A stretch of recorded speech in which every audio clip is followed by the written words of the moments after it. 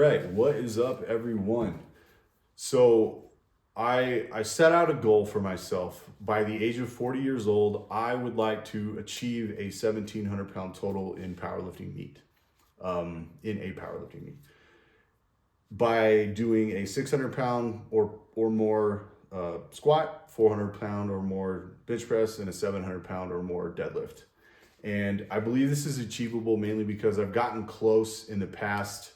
The last powerlifting meet I did, full meet, was in 2014. So literally a decade ago.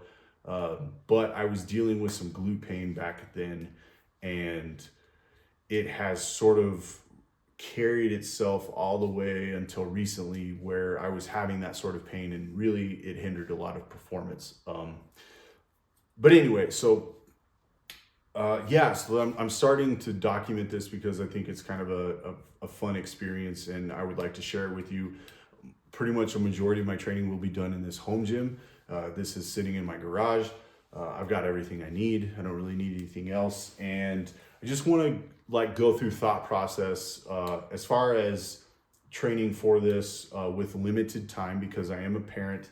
I do have a labor job, and ultimately the things that I think a lot of people have excuses for, I want to share that those aren't your limiters. Really, they're just excuses, right? So that's why I want to do this. And I just want to share my thought process here with what I'll be doing as far as my training is concerned, and what I'll be choosing to do with the time that I have. And how I like to look at training for powerlifting specifically is you have your big lifts, your squat, your bench, your deadlift, and I also like to include a row or pull-up variation as a big movement, even though you're not actually competing in it. That's how I treat it, mainly just because a push and a pull makes sense. And then also I will be prioritizing unilateral movements, unilateral squat, a unilateral deadlift, and then what I like to call like an alternative to a barbell. So dumbbells, cables, bands, chains, machines, even if you have that, an alternative to a bench press, where you get greater stretch and more range of motion. And then the same thing goes for row or pull-up, alternative row. And the hierarchy of what you choose for your squats is very dependent on opinion, and dependent on what your weaknesses are, and dependent on who you listen to, right? You can look at it really in two ways. If you want to look at it like the said principles, specific adaptations on imposed demands, your competition standard is priority, and then any deviation from that, say if you're a wider stance person, you narrow your stance, that's a deviation from your comp standard, right? And any sort of like change like that creates more deviation. So like a safety squat bar squat paused with a narrow stance is a handful of deviations from the comp standard, right? So that's how you could look at it. Or you could look at it as a developer of the squat, right?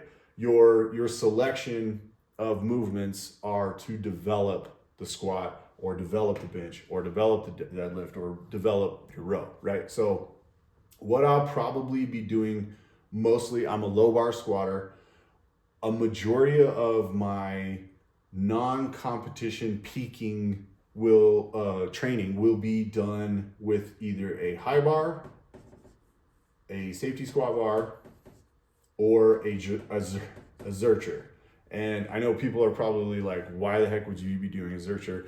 Mainly just because a zercher squat is such an erector developer for all the posture muscles, that it's one of those things.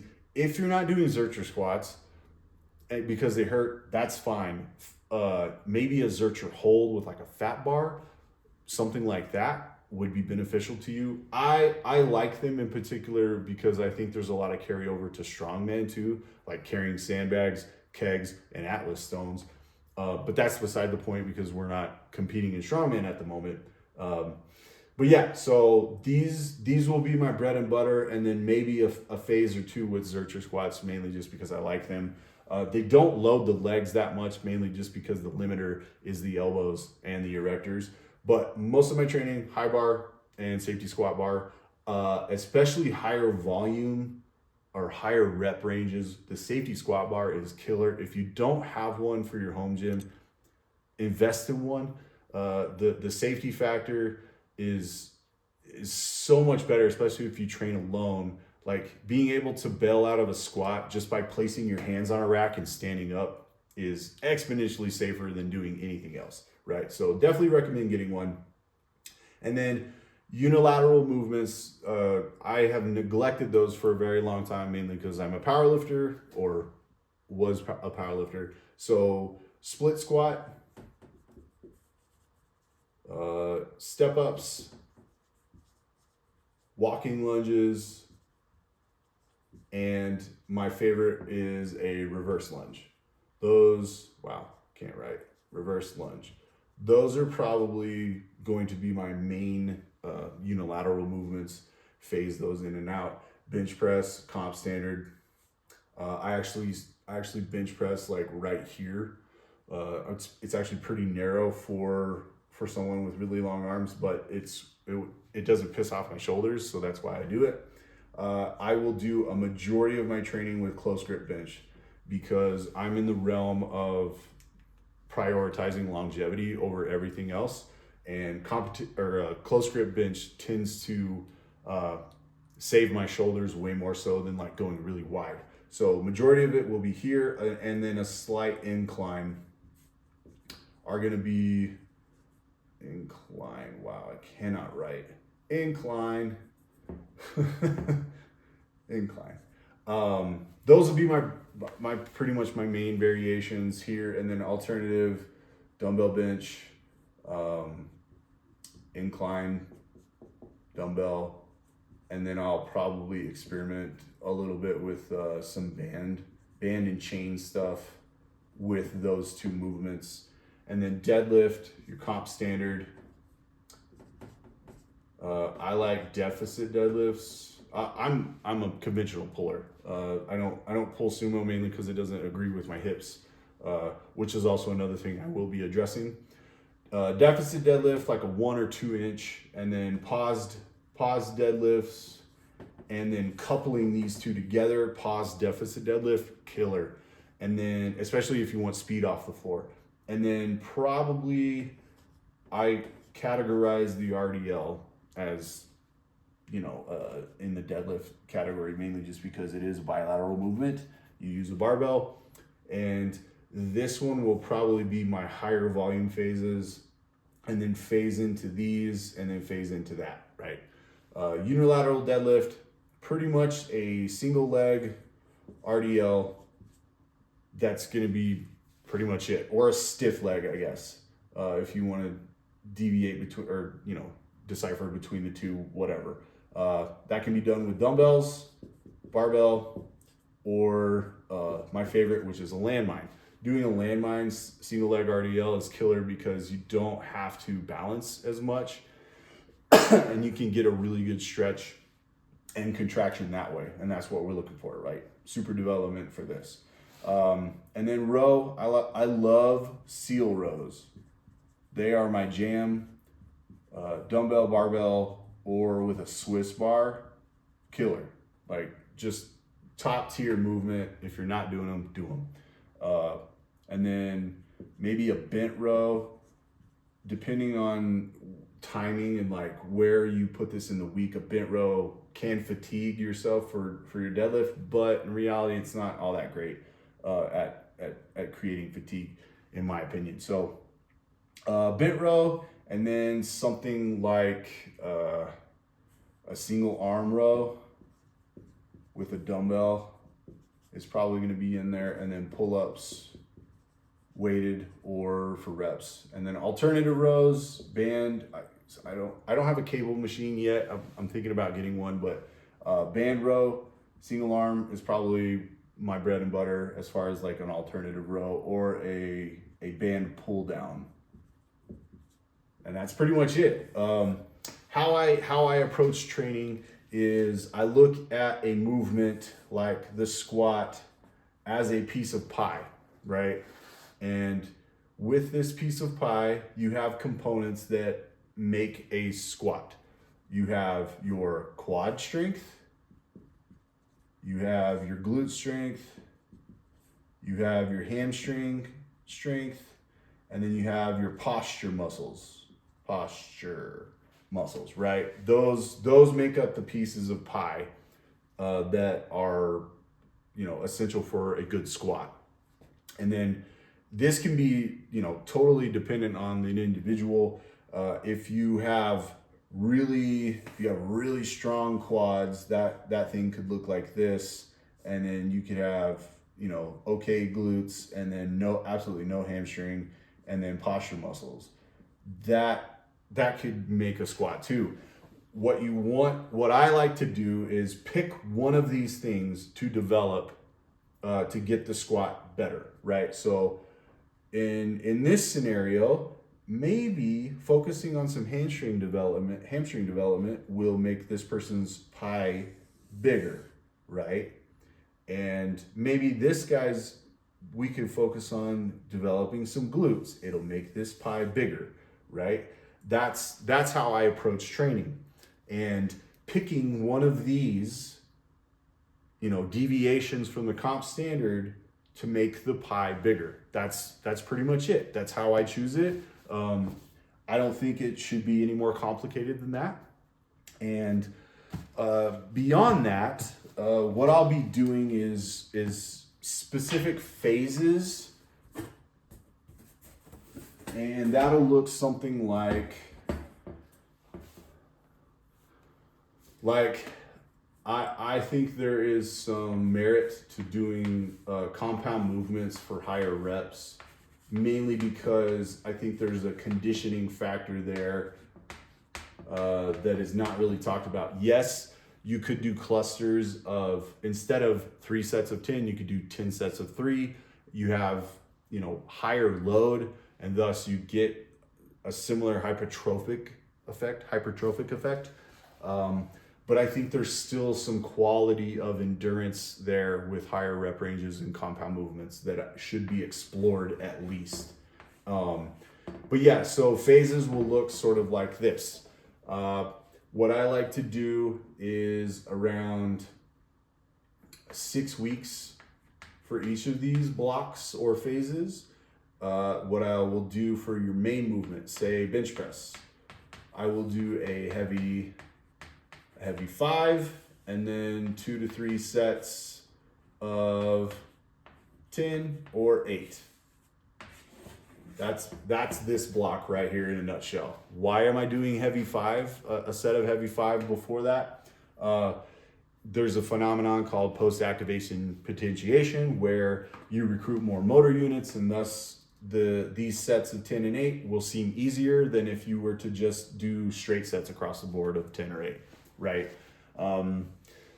Plus, there's still some strength variable there that can also be applied. And then block 2, I'll do a heavy 3, and then 2 to 3 sets of 6 or 5. And then this block or phase, heavy single, 4 to 5 sets of 3 or 1. This phase will probably not be done very much. I will cycle between these two mostly, and then get into a peak phase where this will probably just be to see where I'm at, right? And ideally what this looks like on a chart is you start here, you phase up with your volume. So like you start with week 1, you did bench press with 225, and then week 2, 230, week 3, 235, and then you drop back down, or no, actually, it depends on how long your phase is, right? So I said 6 week phase. 240, 245, 250. And then this week 6 was killer. Like, it was hard to complete. So we drop back down and we start at 230, right? We start right back here. It's 5 more pounds, but we phase back up. The end phase should be 255. And then we move on to sets of 8. Instead of sets of 10, we move on to sets of 8, where we're going to be doing sets of 8 with 240 and then move up. And that's pretty much phasic structure in a nutshell.